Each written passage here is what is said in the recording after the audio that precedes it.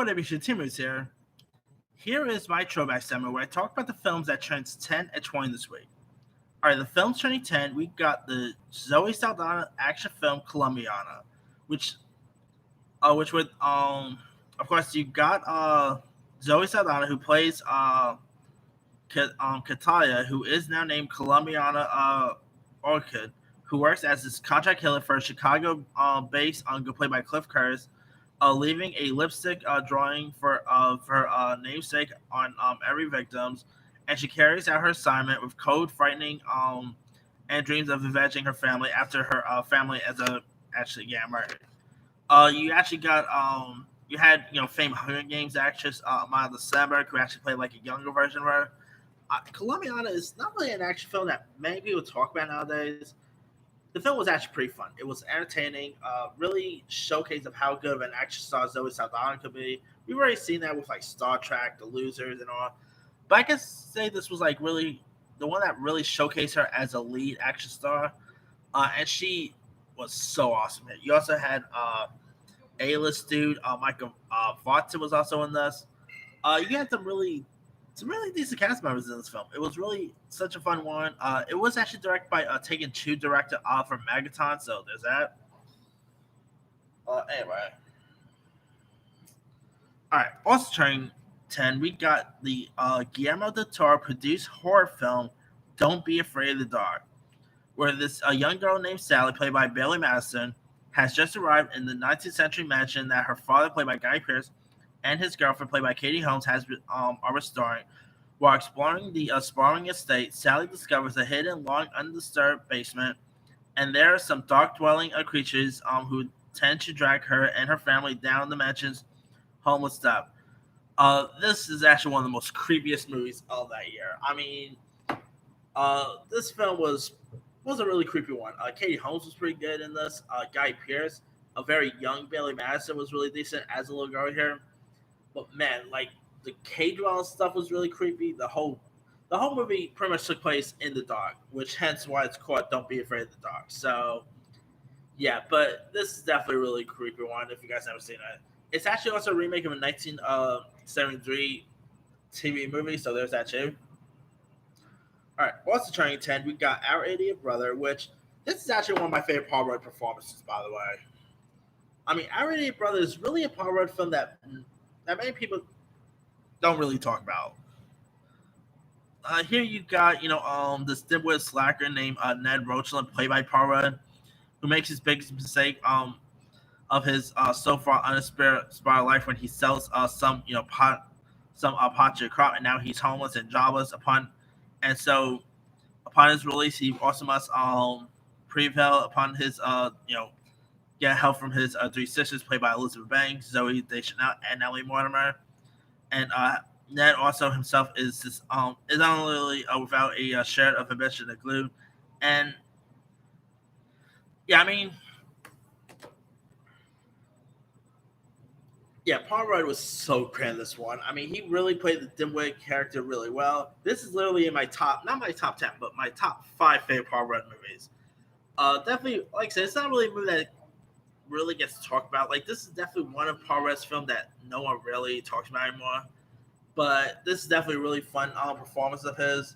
Uh, Elizabeth Banks was great in this. Zoe Deschanel, Ellie Mortimer. You had Steve Coogan was also in this.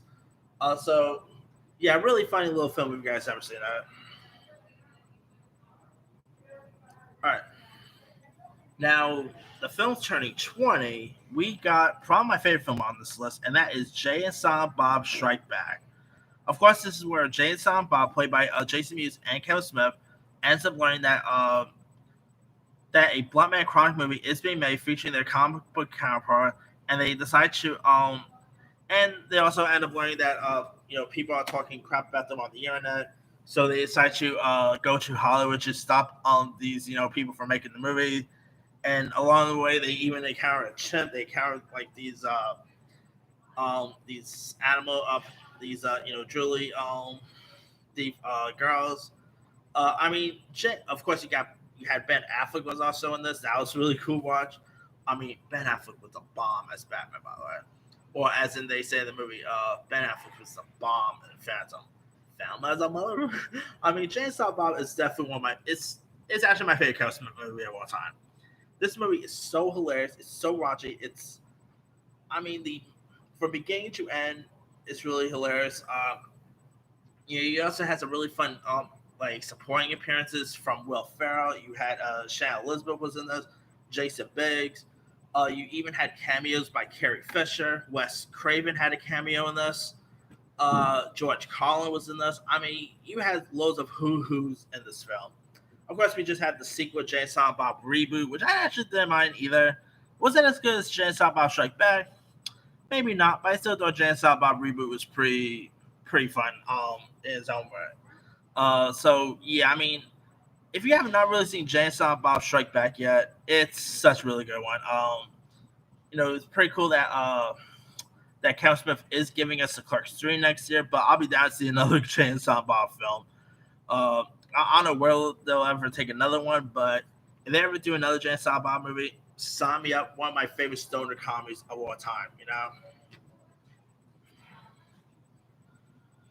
Anyway, also turning 20, we got the Jake Gyllenhaal film Bubba Boy, who, of course, is this young man born without immunities, and he ends up learning that the girl he likes next door is about to get married.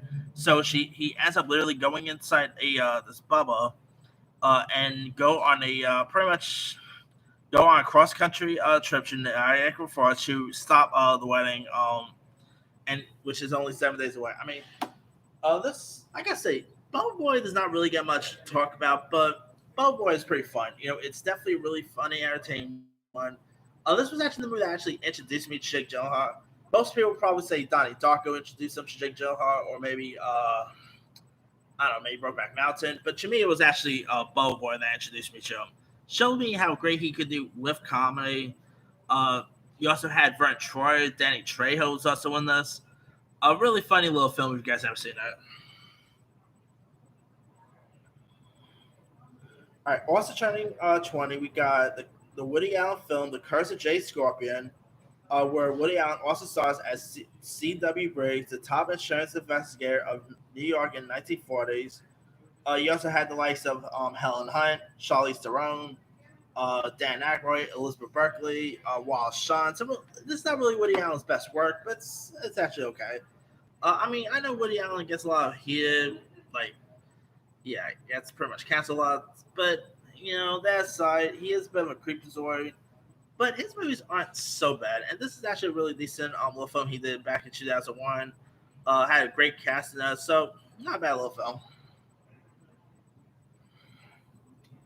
All right, also 2020, we got the John Carpenter film Ghosts of Mars, where long inhabited by a human settlers, the Red Planet has become the manifest destiny in an overpopulated Earth. Nearly 640,000 people now live and work over Mars, mining the planet for its abundant natural resources. You actually had some interesting cast members, like Ice Cube was in this. Uh, who else was in this film? It's actually been a while since I've seen Ghosts of Mars. Ghosts of Mars cast.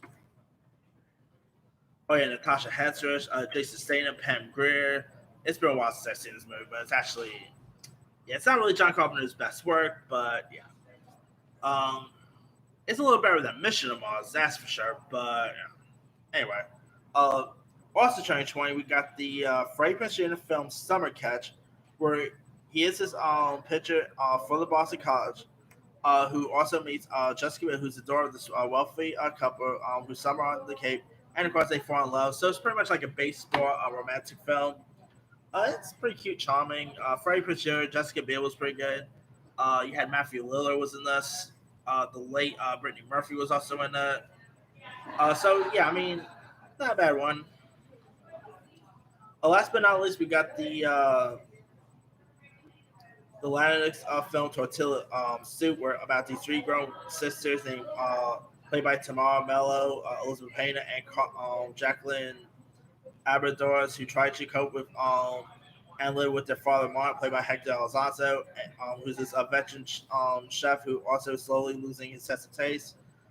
So yeah, this is pretty much a film with a Hispanic cast. You got some really cool actors in this. Not a bad little film. But anyway, this movie actually make you hungry. By the way, I'm not. I remember watching this film. Movies about food will always make you hungry. Whether it's Chef, whether it's Ratatouille, I don't know what is it. Movies about food will always make you hungry right there. But anyway, that's pretty much it. Let me lead you guys. Which of these films stand out to you the most? The 10-year one, I'm actually gonna say Our Idiot Brother. That's probably my favorite out of the 10 years one.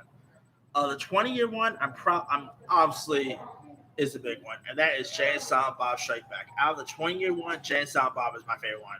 Anyway, drop a comment below. Don't forget to like, subscribe, hit that bell for notifications. This is Tim Movie sign out.